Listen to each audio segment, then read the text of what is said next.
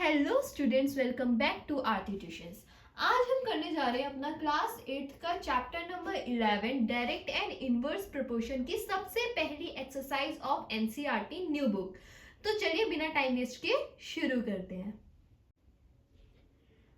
अब यहाँ पे हमारा सबसे पहला क्वेश्चन है, following are the car parking charges near a railway station.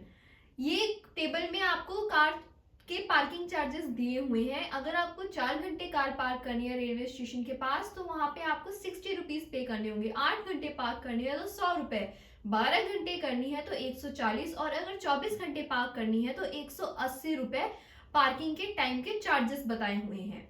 अब यहाँ पे आपको क्वेश्चन कहता है, check if the parking charges are in direct proportion to the parking time. ठीक है, आपको देखना है कि ये जो चार्जेस और इनका टाइम है ये डायरेक्ट प्रोपोर्शन है या इनवर्स प्रोपोर्शन। तो बड़े ध्यान से मेरी बात सुनो बच्चा। हम यहाँ पे क्या देखेंगे, सबसे पहले आपने देखा 4 घंटे के कितना चार्ज है आपका, 60 रुपीज। ठीक है, जब इसको आप सिंप्लीफाई करेंगे, सिंप्लीफाई करके देखो क्या आ रहा है, 4 1 4, 4 15 60। ठीक है, आ रहा है 1/15 सिंपलेस्ट फॉर्म में। अब इसके बाद आता है आपका 8 आवर्स के चार्जेस हैं आपके 100 रुपीज। सिंप्लीफाई करेंगे तो आ जाएगा 4 2 8, 5 20, आ रहा है आपका 2/25। तो बच्चा देखो, यही जब बराबर नहीं है, इसी तरह आपको सारे चेक करने हैं। अगर ये दो इक्वल आ गए तो बाकी के भी नेक्स्ट टू भी चेक करने हैं। अगर ये सेम आया तब तो वो आपका डायरेक्ट प्रोपोर्शन है, और अगर डिफरेंट आया तो you can write it no, it is not direct proportion. ठीक है, टर्म्स को सिंप्लीफाई करने में ये आपका गैप बताता है, 1/15 1/15 1/15 का ही गैप है तो वो डायरेक्ट प्रोपोर्शन है। डायरेक्ट प्रोपोर्शन मतलब कि जैसे जैसे आपका टाइम बढ़ रहा है वैसे वैसे आपका अमाउंट भी बढ़ रहा है। लेकिन ऐसी बात तो नहीं है, क्यों? क्योंकि 4 घंटे के अगर 60 रुपए हैं तो 8 घंटे के 120 रुपए बनते हैं। लेकिन नहीं, यहाँ पे 2/25 फ्रैक्शन बन रही है, 1/15 फ्रैक्शन नहीं बन रही है। इसलिए this is the example of inverse proportion, not the direct proportion. चलिए अब चलते हैं अपने सेकेंड क्वेश्चन की तरफ। Now our second question is, a mixture of paint is prepared by mixing 1 part of red pigments with 8 parts of base। इसका मतलब है एक पेंट का मिक्सचर प्रिपेयर किया है, उसमें 1 पार्ट लिया है रेड पिगमेंट्स का और 8 पार्ट है आपका बेस। ठीक है, इस टेबल में आप देख सकते हो रेड पिगमेंट है 1 और पार्ट ऑफ बेस है आपका 8। ठीक है, आगे कह रहे in the following table find the parts of base that needed to be added. अब कितना बेस हमें ऐड करना होगा आगे के पार्ट से। मान लो हमारे पास 4 पार्ट ऑफ रेड पिगमेंट है तो उसमें कितना बेस लगेगा, 7 पार्ट ऑफ रेड पिगमेंट है तो उसमें कितना बेस लगेगा। तो अगर आप ध्यान से देखो, अगर जब हमारे पास 1 पार्ट ऑफ रेड पिगमेंट था तो बेस 8 लगा, मतलब ज्यादा लगा। तो 4 है तो और ज्यादा लगेगा, 7 है तो और ज्यादा लगेगा। तो हमें पता है कि ये डायरेक्ट प्रोपोर्शन का केस है। ये केस बन रहा है हमारा डायरेक्ट प्रोपोर्शन का, क्योंकि जैसे जैसे रेड पिगमेंट्स बढ़ेंगे वैसे वैसे हमारा पार्ट ऑफ बेस भी बढ़ेगा। तो ये हमारा डायरेक्ट प्रोपोर्शन का है। एंड हाँ, sorry I forgot to tell you कि जिसने ना नहीं अभी इस चैप्टर का बेसिक कंसेप्ट क्लियर किया है, 10 मिनट्स की हार्डली वीडियो है, मेरे चैनल पे जाओ, उस पर पूरा कंसेप्ट आपको समझ आ जाएगा। डायरेक्ट प्रोपोर्शन उसका फॉर्मूला, इनवर्स प्रोपोर्शन उसका फॉर्मूला, कैसे चेक करते हैं, सब कुछ समझ आ जाएगा। अच्छे अच्छे एग्जाम्पल्स मैंने दिए हुए हैं, आपके प्रोपोर्शन का कंसेप्ट एकदम क्लियर हो जाएगा। ठीक है, तो वो वीडियो देखना ना भूले। ठीक है, ये है हमारा डायरेक्ट प्रोपोर्शन। अब हमारा ये बेस रेडी है, हम इसी से इसे क्रॉस मल्टीप्लाई करेंगे। आई टोल्ड यू, अगर आप मेरी प्रीवियस वीडियो देख के आएंगे तो वहां से आपको ये फॉर्मूला क्लियर हो जाएगा कि आपको क्रॉस मल्टीप्लाई करना होता है। 1/8 और इधर 4 कुछ भी नहीं है तो इसे मैं x लेट कर लेती हूँ। इसको हमें करना है क्रॉस मल्टीप्लाई। जब क्रॉस मल्टीप्लाई करेंगे तो आ जाएगा x इक्वल्स टू 8 4 आता है आपका 32। क्लियर?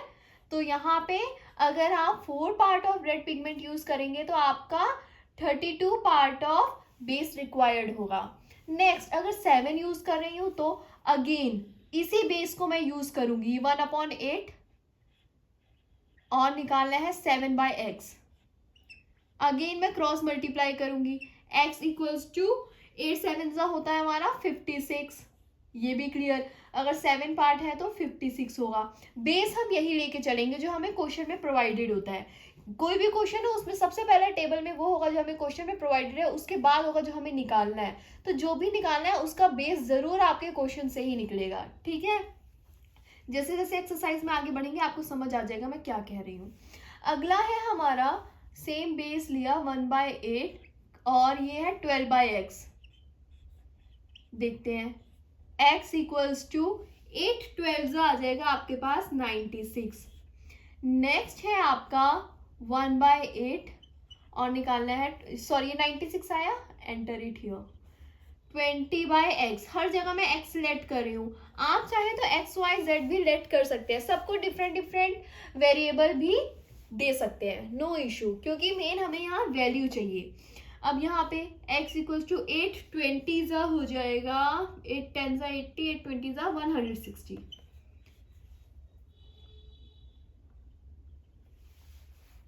क्लियर है?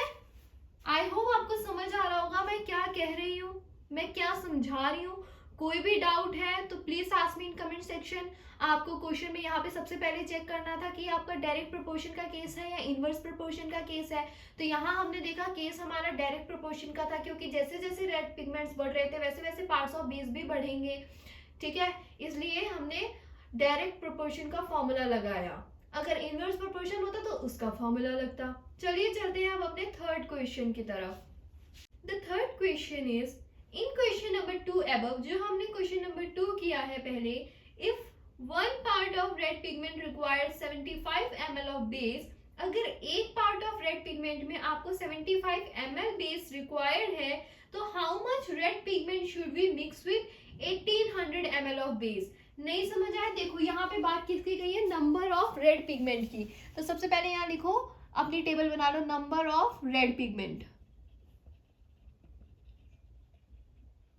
और किसकी बात की गई है, बेस की, और बेस है यहाँ पे आपका मिलीलीटर में, ठीक है। अब ये कह रहे हैं कि अगर आपका जो, सॉरी, आपका जो रेड पिगमेंट अगर 1 है, ठीक है, 1 पार्ट है और उसमें रिक्वायर्ड हो रहा है 75 ml, 1 पार्ट में रिक्वायर हो रहा है 75 ml, तो आपका 1800 ml बेस में, 1800 ml बेस में कितने number of red pigments required होंगे, ठीक है। तो यहाँ पे हम इसको एक्स लेट कर लेंगे, ठीक है, मेंशन कर दो, let parts of red pigment, let parts of red pigments equals to x, ठीक है। हमने रेड पिगमेंट्स के पार्ट्स को एक्स लेट कर लिया है। अब देखो ध्यान से, ये कौन सा केस बन रहा है बच्चा, अगर एक रेड पिगमेंट में 75 ml बेस रिक्वायर्ड है और दूसरे में 1800, तो जाहिर सी बात है यहाँ पे नंबर ऑफ रेड पिगमेंट भी ज्यादा होंगे, तभी यहाँ पे बेस ज्यादा लगा। तो अगर दोनों साथ में बढ़ रहे हैं तो it is the case of direct proportion. ये किसका केस बन गया, डायरेक्ट प्रोपोर्शन का। अब बड़े ध्यान से देखो, हम क्या करेंगे, क्रॉस मल्टीप्लाई करेंगे, ओके, कैसे, 1/75 और यहाँ पे क्या केस बन रहा है आपका, x/1800। इसको जैसे मैंने लास्ट पार्ट में बताया था वैसे ही आप आराम से क्रॉस मल्टीप्लाई करके आंसर निकाल सकते हैं। 75x इक्वल्स टू 1800, ये केस बन रहा है हमारा। अब अगर x की वैल्यू निकालनी है तो 1800 में से 75 डिवाइड कर देंगे, डिवाइड करो, ये 5 के टेबल से पूरा क्रॉस हो जाएगा, साथ में मिलके करते हैं। 5 3 15, 16 17 18, 5 6 30, 0, 5 1 5 6 7, 5 5 25, अगेन 5 3 15, 5 7 35, 5 2 10, एंड नाउ 3 का टेबल, 3 1 3, 3 2 6, 3 4 12, आपका आ गया 24/1, मतलब कि 24 parts of red pigment will be required, okay. 24 part, जो ये x की वैल्यू आ गई यहाँ पे आपकी 24 पार्ट्स, मतलब कि 1800 ml बेस किस पे लगेगा, 24 पार्ट्स ऑफ रेड पिगमेंट में लगेगा। क्लियर है? चलिए चलते हैं अब अपने फोर्थ क्वेश्चन की तरफ। Fourth question is, A machine in a soft drink factory fills 840 bottles in 6 hours. ठीक है, सॉफ्ट ड्रिंक की फैक्ट्री में एक मशीन है जो 6 घंटे में 840 बोतलों को फिल कर पा रही है. तो how many bottles will it fill in 5 hours? कितनी बॉटल 5 घंटे में फिल करेगी? तो यहाँ पे दो चीजों की बात हो रही है. सबसे पहले आप देख लो, आपके टाइम की बात हो रही है, और टाइम किस यूनिट में है? आवर्स में. ठीक है, और किसकी बात हो रही है? Number of bottles filled. Number of bottles. Clear है? आई होप यहां तक कोई डाउट नहीं है. अब बड़े ध्यान से देखो, वो कह रहे हैं कि how many bottle will it fill in 5 hours. आपको टाइम गिवन है, यहाँ पे भी आपको दिखाना है कितनी बॉटल वो 5 घंटे में फिल करेगी. तो आप कैसे निकालोगे? सबसे पहले let the number of bottle be x. Let the number of bottles be x. कोई डाउट? क्लियर? अब ये टेबल फिल करते हैं. उसने 6 घंटे में अगर 840 बोतलें फिल की तो वो 5 घंटे में कितनी फिल करेगी? हमने लेट किया है x, तो हमें वैल्यू निकालनी है x की. उसके लिए डायरेक्ट इनवर्स का फॉर्मूला, सॉरी डायरेक्ट प्रोपोर्शन का फॉर्मूला लगेगा या इनवर्स प्रोपोर्शन का, वो कैसे समझेंगे हम? पहले इस कंसेप्ट को देखे. अगर 6 घंटे में 840 लग रहा है तो 5 घंटे में कम टाइम लगेगा ना बेटा. टाइम घट रहा है तो नंबर ऑफ बॉटल भी कम फिल होंगी. समझ रहे मेरी बात?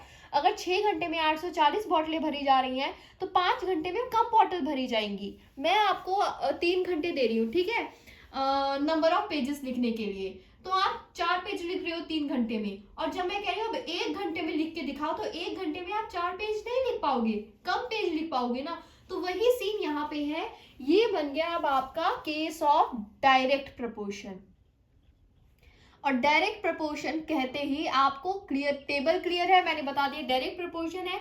अब you know the formula you have to apply. आ रही है मेरी बात समझ में?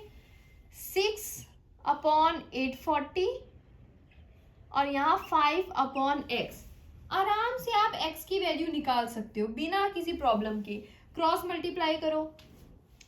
6x 840 into 5.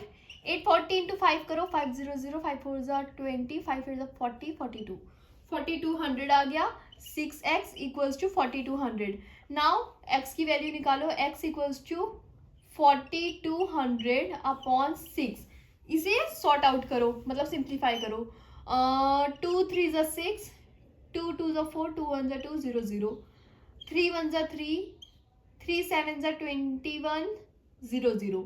तो x आ गया आपका 700. मतलब आपके 5 घंटे में 700 बॉटल फिल होंगी. क्लियर है? आ रही है बात समझ में? चलिए अब चलते हैं अपने 5th क्वेश्चन की तरफ. Now the 5th question is, a photographer of a bacteria enlarged 50,000 times attains a length of 5 centimeter as shown in the diagram. Book में आपको डायग्राम दिख जाएगा.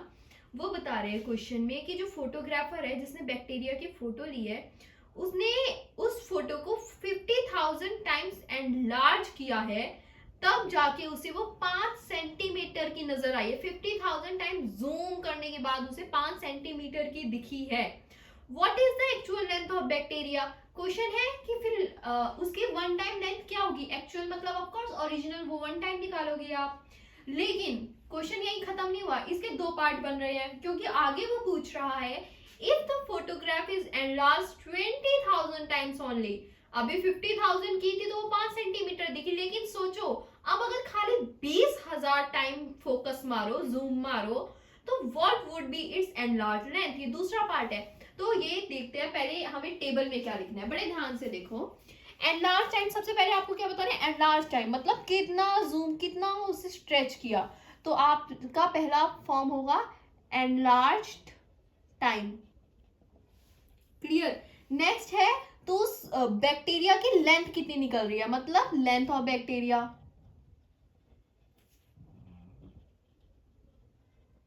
क्लियर? और लेंथ ऑफ बैक्टीरिया दी हुई है आपकी सेंटीमीटर में. यूनिट लिख दो तो थोड़ा देखने में प्रोफेशनल लगता है, अच्छा लगता है और जरूरी भी होता है. ठीक है, क्लैरिटी आती है. अब हम सबसे पहले टेबल में वो लिखते हैं जो क्वेश्चन में हमें सबसे पहले बताया होता है, क्योंकि हर जगह जब हम अगर डायरेक्ट प्रोपोर्शन का केस हुआ, हम उसे क्रॉस मल्टीप्लाई करेंगे तो हमारा बेस यही होगा जो क्वेश्चन में प्रोवाइडेड होगा. इसलिए सबसे पहले वही लिखो जो क्वेश्चन में सबसे पहले गिवन है. ठीक है, वो कह रहा है 50,000 टाइम्स उसने एनलार्ज किया, तो यहाँ पे सबसे पहला हो गया 50,000 टाइम। तब उसकी बैक्टीरिया की लेंथ कितनी दिखी उसे? 5 सेंटीमीटर। सेंटीमीटर तो मैंने लिख दिया, बार बार लिखने की जरूरत नहीं है।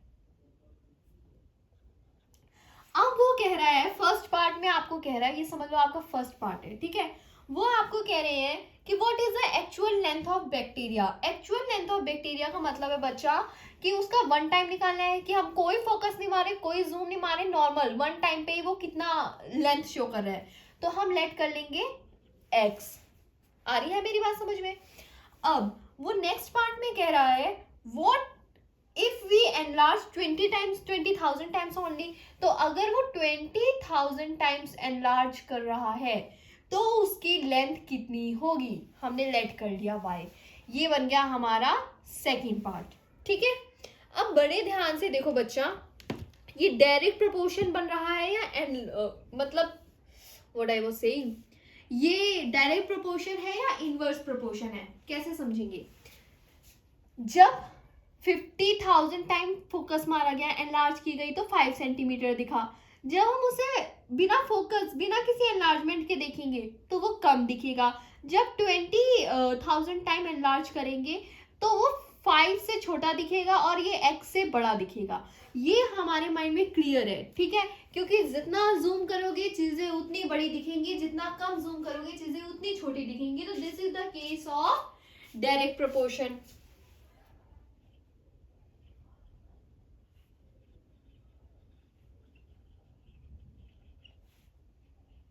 क्लियर है?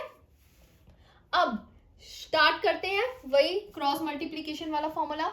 बेस हमारा यही है 50,000 upon 5 cross multiplied by 1 upon x। Clear है? आई होप कोई डाउट नहीं है तो प्लीज मुझे बता देना, ठीक है। कोई भी डाउट हो तो मुझे बता देना। अब समझते हैं आगे। 50,000 इंटू एक्स आ गया आपके पास, x इधर गया, 5 के साथ यहाँ 50,000 डिवाइड में आ जाएगा, ठीक है। इसे जब आप सिंप्लीफाई करोगे तो आपके पास आ जाएगा 1 अपॉन 10 के, 10,000 आ जाएगा, ठीक है। अब 1 अपॉन 10,000 को आप क्या लिख सकते हो? 1 2 3 4 0 है ना, इसको आप स्टैंडर्ड फॉर्म में लिखो, 1 अपॉन 10 की पावर 4 आ गया। क्लियर है? अब मैंने स्टैंडर्ड नोटेशन सिखाई थी आपको लॉस एंड एक्सपोनेंट चैप्टर में, जिसने भी वो नहीं देखी जाके देख ले, उसका कंसेप्चुअल चैप्टर भी बना, कंसेप्चुअल वीडियो भी मैंने बनाया हुआ है। एनसीईआरटी नहीं करनी तो खाली कंसेप्ट समझ के आ जाओ, ठीक है। अब इसे आप कैसे लिख सकते हो? 1 इंटू 10 की पावर -4, और यूनिट क्या थी हमारे पास? सेंटीमीटर, ठीक है। इसको आप ऐसे भी लिख सकते हो तो गलत नहीं होगा, 10 की पावर -4 सेंटीमीटर भी लिख दो तो भी गलत नहीं होगा। क्लियर है? क्योंकि 1 की कोई वैल्यू नहीं होती। समझ आ गई बात? व्हाट, ये तो हो गया हमारा फर्स्ट पार्ट। अब सेकंड पार्ट के लिए हमारा सेम डायरेक्ट प्रोपोर्शन ही पड़ रहा है, लेकिन हम सेकंड पार्ट में बेस सेम लेंगे। बेस हमारा यही रहेगा 50,000 अपॉन 5 और क्रॉस मल्टीप्लाई होगा ये 20,000 अपॉन y। क्लियर है? आई होप ये क्लियर विजिबल है, ठीक है। अब 50,000 को y से मल्टीप्लाई करो तो यहां बचा आपके पास y, और 50,000 इधर डिवाइड में आ जाएगा। 20,000 इंटू 5 के साथ आपका 50,000 डिवाइड में आ जाएगा। तो आप देखेंगे 0 0 सारे कैंसिल आउट हो रहे हैं, 4 0 कैंसिल आउट हो गए। अब बता 10 अपॉन 5, 10 अपॉन 5 को सिंप्लीफाई करोगे, 5 मतलब 5, 5 2 10, तो y की वैल्यू आ गई 2 सेंटीमीटर। क्लियर है?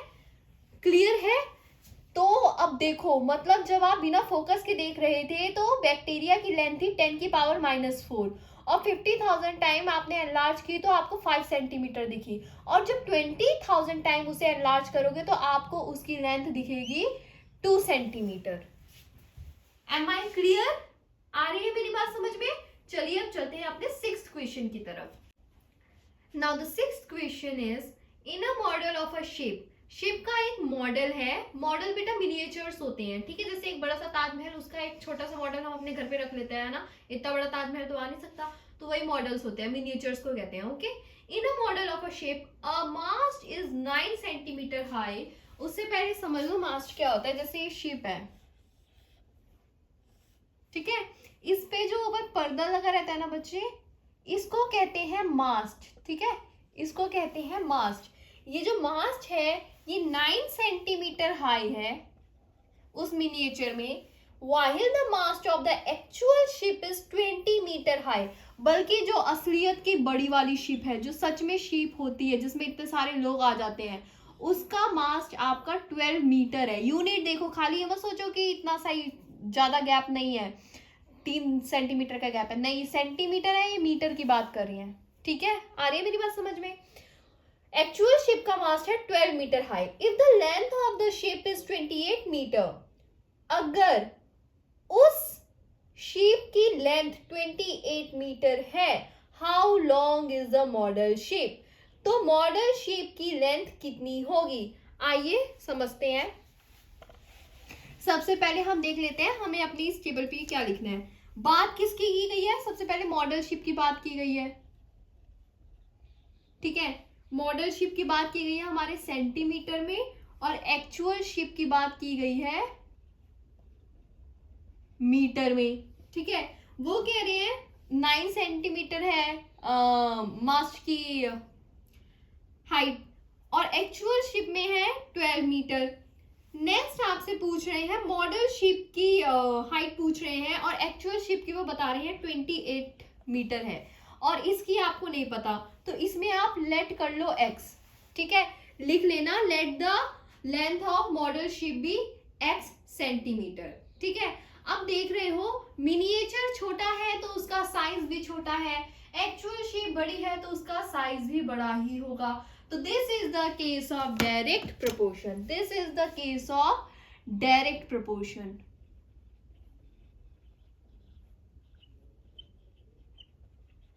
सेम फॉर्मूला लगा दो, 9/12 और इधर x बाई 28, x की वैल्यू निकालना जैसे हम हमेशा करते हैं, 12x इक्वल्स टू 9 इंटू 28, ठीक है।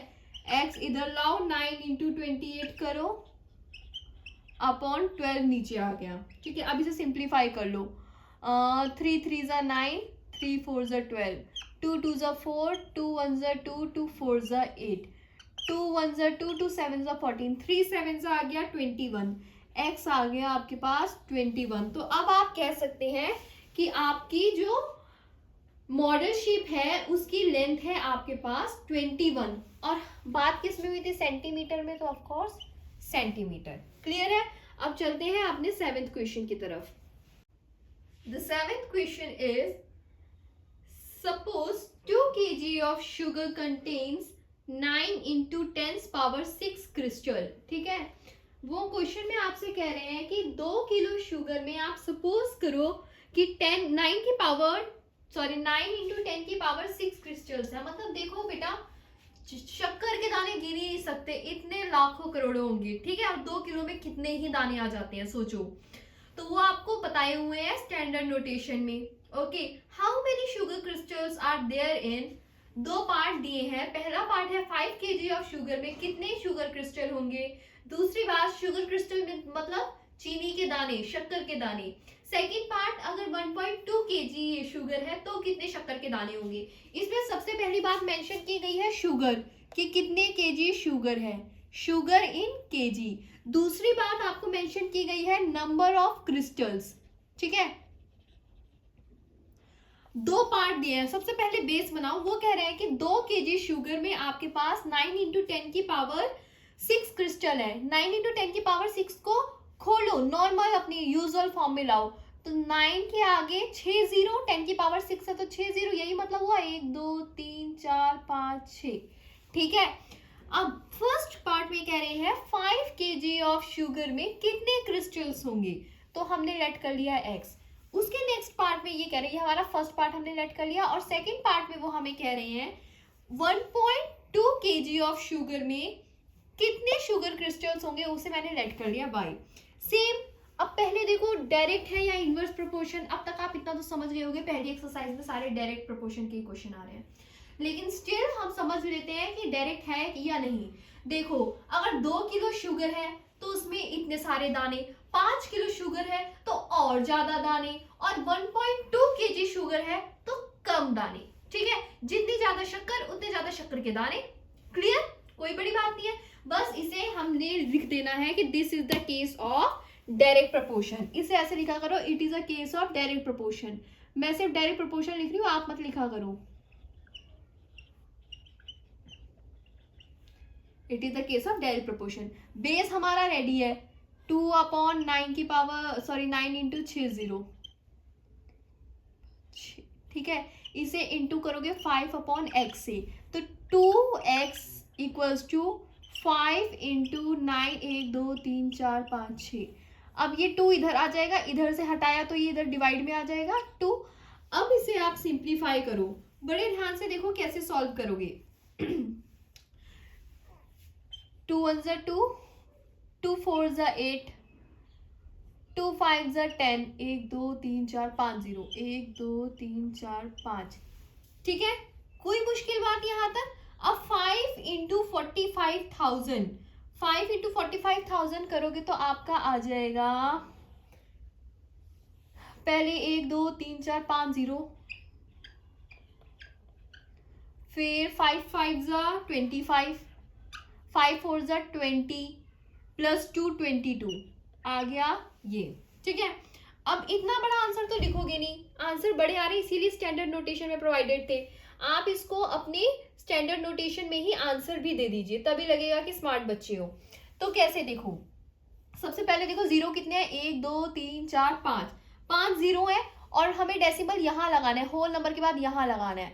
ठीक है, तो डेसिमल के बाद कितने डिजिट, 1 2 3 4 5, तो जीरो गए, 6 और 7, 7 डिजिट हो गई। तो इसको आप लिख सकते हो 2.25 इंटू 10 की पावर 7। क्लियर है बात।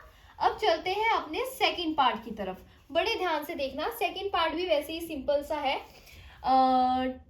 2/9 के साथ 1 2 3 4 5 6 0 इंटू 1.2/y, इसे आप करेंगे 2y इक्वल्स टू 1.2 इंटू 9 के साथ 1 2 3 4 5 6, और डिवाइड में ये 2 यहाँ से मल्टीप्लाई से हटके यहाँ डिवाइड में आ जाएगा। क्लियर है, कुछ भी मुश्किल नहीं है। आ रही है मेरी बात समझ में, कोई भी डाउट हो तो कमेंट में मेंशन कर देना, एक एक बच्चे के डाउट क्लियर होंगे। ठीक है, अब इसे सिंप्लीफाई करो। 1.2 को नहीं कर पाओगे फ्रैक्शन में, इसलिए मैं यहाँ से डेसिमल हटा रही हूँ और इसे इंटू 10 से डिवाइड कर रही हूँ। क्लियर है, अब इसे सॉर्ट कर सकते हो, 0 से 0 कैंसिल हो गया, 2 1 ज़ा 2, 2 6 ज़ा 12। अब 6 को इससे जब आप करेंगे तो आपके पास वैल्यू आ जाएगी 5 4 1 2 3 4 5 0। ठीक है, सेम इसे भी स्टैंडर्ड नोटेशन में लिख दो, डेसिमल हमें यहाँ लगाना होगा, तो 1 2 3 4 5 6, 5.4 इंटू 10 की पावर 6 क्रिस्टल्स, यहाँ पे भी लिख देना क्रिस्टल्स। ठीक है, आपका आंसर रेडी है। आई मेरी बात समझ में। चलिए अब चलते हैं अपने 8th पार्ट की तरफ। The 8th question is, Rashmi has a road map with a scale of 1 centimeter representing 18 kilometer। ठीक है, रश्मि के पास एक रोड मैप है। अब रोड मैप में आपको उतना बड़ा रास्ता तो नहीं दिखाएंगे ना बेटा कि मैप के ऊपर चल के जाओ, मैप छोटा सा होता है लेकिन पूरी दुनिया का रास्ता दिखा देते हैं। क्यों? क्योंकि मैप में वो दिखाएंगे छोटा सा और एक्चुअल में वो बड़ा होता है। ठीक है, बस मेंशन कर देते हैं डिस्टेंस। ठीक है, तो रश्मि के पास 1 सेंटीमीटर स्केल का एक रोड मैप है जिसमें उसे रिप्रेजेंट कर रहे हैं 18 किलोमीटर ऑफ डिस्टेंस। ठीक है, तो she drives on road for 72 kilometre. अब वो रोड में 72 किलोमीटर चलती है, तो कितना डिस्टेंस उसने कवर कर लिया होगा, तो आपको दिखाना है कि डिस्टेंस ऑन मैप। तो यहाँ पे आप क्या करोगे, डिस्टेंस ऑफ मैप को लेट कर लेना x। ठीक है, यहाँ मैं लिख रही हूँ let distance on map x। क्यों? क्योंकि हमें यही निकालने को बोला है। अब टेबल में देखो क्या आएगा, टेबल में डिस्टेंस ऑफ मैप बताया हुआ है आपको, और दूसरा बताया है आपको डिस्टेंस ऑफ रोड। यहाँ फर्क एक चीज का है कि यहाँ बताया है मैप में सेंटीमीटर में और एक्चुअल में है वो किलोमीटर में, ठीक है। अब डिस्टेंस ऑफ मैप में वो कह रही है एक स्केल में उसने 18 किलोमीटर शो किया हुआ है, ठीक है। तो अगर वो 72 किलोमीटर चलती है, किलोमीटर बार बार मेंशन नहीं करना, मैंने यहाँ लिख दिया, अगर वो 72 किलोमीटर चलती है तो मैप का क्या डिस्टेंस है, वो एक्स आपको निकालना है। तो आप देखोगे डिस्टेंस बढ़ेगा, वैसे रोड में मैप भी बढ़ेगा, मैप घटेगा डिस्टेंस घटेगा। तो this is a case of direct proportion, this is a case of direct proportion.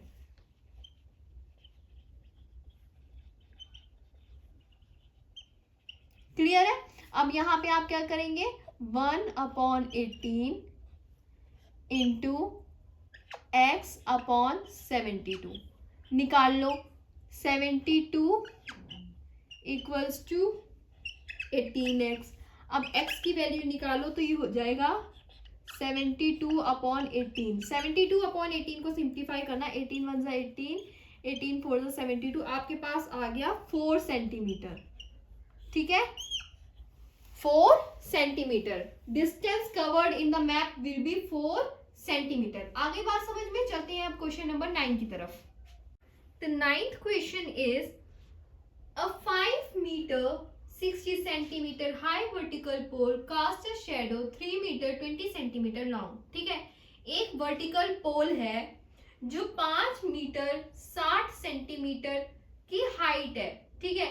उसकी जब परछाई पड़ रही है तो वो 3 मीटर 20 सेंटीमीटर की पड़ रही है, ठीक है। फाइंड, अब आपको निकालना है उसी वक्त the length of shadow cast by another pole, दूसरे पोल से जो शेडो आ रही थी 10 मीटर 50 सेंटीमीटर हाई थी, ठीक है। द हाइट, सेकेंड पार्ट अब वो कहता है the height of a pole which cast a shadow 5 metre long. अब उस पोल की हाइट निकालो जो 5 मीटर लॉन्ग शेडो कास्ट कर रहा है। मतलब एक पार्ट में आपको हाइट निकालनी है, एक में लेंथ ऑफ शेडो निकालनी है। क्वेश्चन में इसे अच्छे से मेंशन कर दो। क्वेश्चन में दो चीजों की बात हुई है, हाइट ऑफ पोल और लेंथ ऑफ शेडो। किसकी बात हुई है, हाइट ऑफ पोल और लेंथ ऑफ शेडो।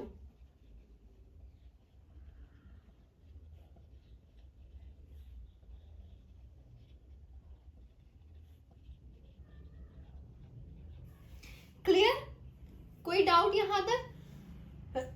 अब देखो दोनों की बात मीटर में है, वो भी मेंशन कर दो। क्वेश्चन में ध्यान से डूब जाओ अच्छे से। अब 5 मीटर 60 सेंटीमीटर आप ऐसे नहीं लिख सकते, आप इसको लिखो 5.6, ठीक है। और उसकी शेडो पड़ रही है 3 मीटर 20 सेंटीमीटर, तो 3.2 लिख दिया। नेक्स्ट पार्ट में, फर्स्ट पार्ट में वो कह रहे हैं, ये तो हमें बेस हमारा प्रोवाइडेड था। अब फर्स्ट पार्ट में हम ये कह रहे हैं द लेंथ ऑफ शेडो, मतलब आपको लेंथ ऑफ शेडो निकालनी है, उसे मैंने लेट कर दिया। कास्ट बाय अनदर पोल, दूसरा पोल जिसकी हाइट एक्चुअल में है 10 मीटर 50 सेंटीमीटर, तो 10.5, ठीक है। फिर सेकेंड पार्ट में अब वो कह रहा है मुझसे द हाइट ऑफ पोल, मतलब अब मुझे हाइट ऑफ पोल निकालना है, मैंने वाई लेट कर दिया। Which cast a shadow of 5 metre long, जिसकी शेडो है 5 मीटर की, ठीक है। अब देख रहे हो जितने बड़े पोल होते जाएंगे उनकी शेडो भी उतनी बड़ी होती जाएगी, जितने छोटे पोल होते जाएंगे उनकी शेडो भी उतनी छोटी होती जाएगी। क्लियर, या कोई डाउट? कोई भी डाउट है तो मुझे कमेंट्स में पूछ लेना, मैं तुरंत साथ साथ क्लियर करते जाऊंगी। अब हम शुरू देखते हैं कि ये हमारा बन रहा है डायरेक्ट प्रोपोर्शन, ठीक है। बन रहा है ना डायरेक्ट प्रोपोर्शन, जैसे जैसे बढ़ रहा है वैसे वैसे शेडो भी बढ़ रही है, शेडो जैसे जैसे घटेगी वैसे वैसे हाइट भी घटेगी, नो इशू। क्लियर है ये। अब इसमें आपको वही कंसेप्ट लगा देना है, हाइट ऑफ पोल में इनमें लगा देना है डायरेक्ट प्रोपोर्शन का 5.6। Let me use the black marker only. 5.6 upon 3.2 cross multiply by 10.5 upon x. Clear है। अब x आपको निकालना है, ठीक है। तो ये आपकी डिवाइड में आ जाएगा, 5.6 डिवाइड में आ जाएगा। लेकिन उसके लिए देखो डेसिमल कैसे हटाते हैं, डेसिमल हटाते हैं उतने ही जीरोस लगा के। एकदम फोकस मारना 2 सेकेंड का। यहाँ पे 10.5 है तो मैं इसे लिख रही हूँ 105, और ये एक डेसिमल हटा के मैंने नीचे 10 लगा दिया, ठीक है। इंटू 3.2, 3.2 से मैंने एक डेसिमल हटा दिया और नीचे एक और जीरो लगा दिया। नेक्स्ट है आपका डिनोमिनेटर में आ जाएगा 5.6, तो 5.6 से डेसिमल हटाया और यहाँ पे 0 लगा दिया। ठीक है, ऊपर का डेसिमल हटाते हो तो नीचे 0 लगाओ, नीचे का डेसिमल हटाते हो तो ऊपर 0 लगाओ। ठीक है, अब बड़ी क्लियर बात है, 0 0 कैंसिल। ठीक है, और क्या कैंसिल कर सकते हैं, 2 के टेबल से इसे कैंसिल करते हैं। 2 2 ज़ा 4, 2 8 ज़ा 16, 2 1 ज़ा 2, 2 6 ज़ा 12, 2 1 ज़ा 2, 2 4 ज़ा 8, 2 8 ज़ा 16, 2 7 ज़ा 14, 2 4 ज़ा 8। अब और कुछ जा सकता है आपका, 7 1 ज़ा 7 और 7 1 ज़ा 7, 8 9 10, 35, 7 5 ज़ा 35। तो अब 15 इंटू 4 क्या होता है, 15 4 होता है 60।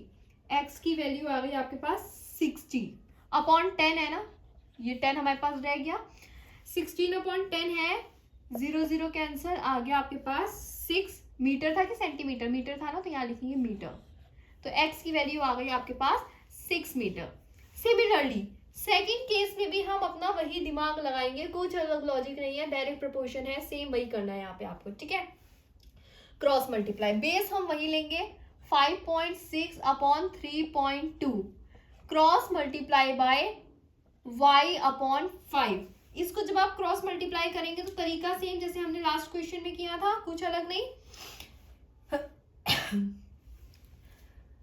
देखो आ जाएगा आपके पास y इक्वल्स टू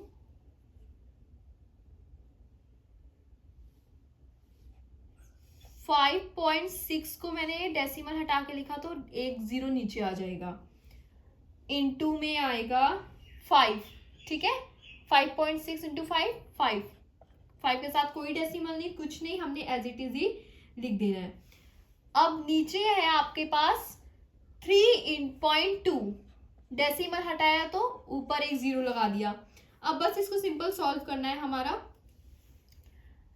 10 से 10 कैंसिल, 2 1 ज़ा 2, 2 6 ज़ा 12, 2 2 ज़ा 4, 2 8 ज़ा 16, 2 8 ज़ा 16, 2 1 ज़ा 2, 2 4 ज़ा 8, 2 4 ज़ा 8, 2 7 ज़ा 14, 7/4 आ गया। ठीक है, तो अब 7 5 ज़ा होता है 35, y इक्वल टू 7 5 ज़ा 35 और यहाँ बचा अपॉन 4।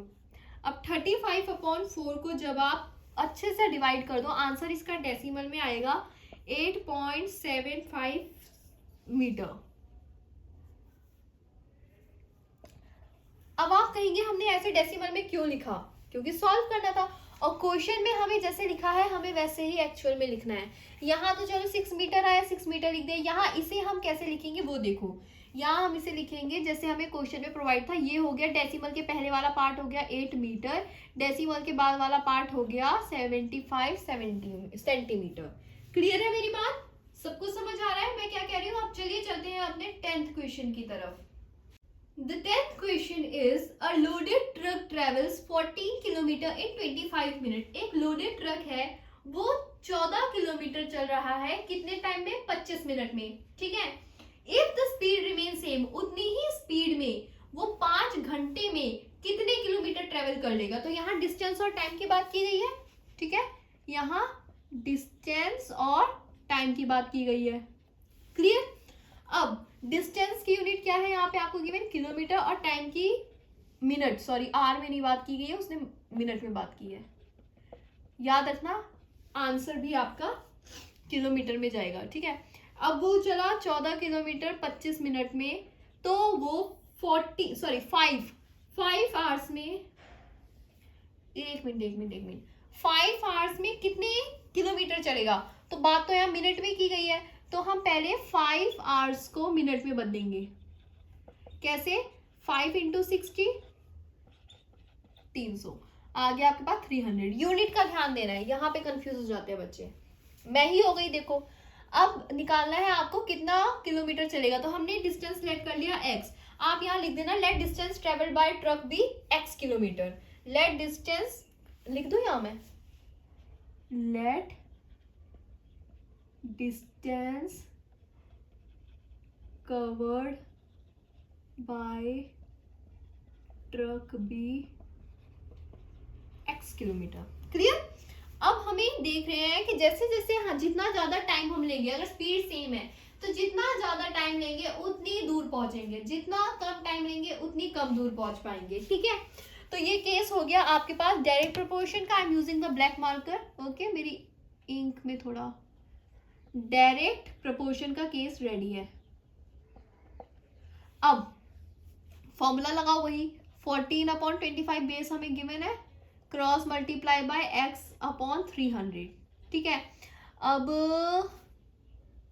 14 इंटू 300 इक्वल्स टू 25 का x, 25 का x। अब x की वैल्यू निकालो तो आ जाएगा 14 इंटू 300/25। 5 के टेबल से सिंप्लीफाई कर लो, 5 5 जो 25, 5 6 जो 30, 0, 5 1 जो 5, 5 1 जो 5, 5 2 जो 10, 12। 14 इंटू 12, 14 इंटू 12 कितना आ जाएगा आपके पास, ध्यान से देखो। 14 12 जो होता है 168, 168 किलोमीटर। क्लियर है मेरी बात? आ गया समझ में? कोई डाउट? वो 300 मिनट में 168 किलोमीटर कवर करेगा। आई होप बच्चों आपको सारे क्वेश्चंस अच्छे से समझ आए होंगे। कोई भी डाउट हो तो मुझे कमेंट्स में या फिर मेरी RT_ट्यूशन मेरी इंस्टा आईडी है, वहां पे जाके आप DM कर सकते हैं। सो बच्चे, if you like the video don't forget to like, comment, share and subscribe to my channel. Thank you.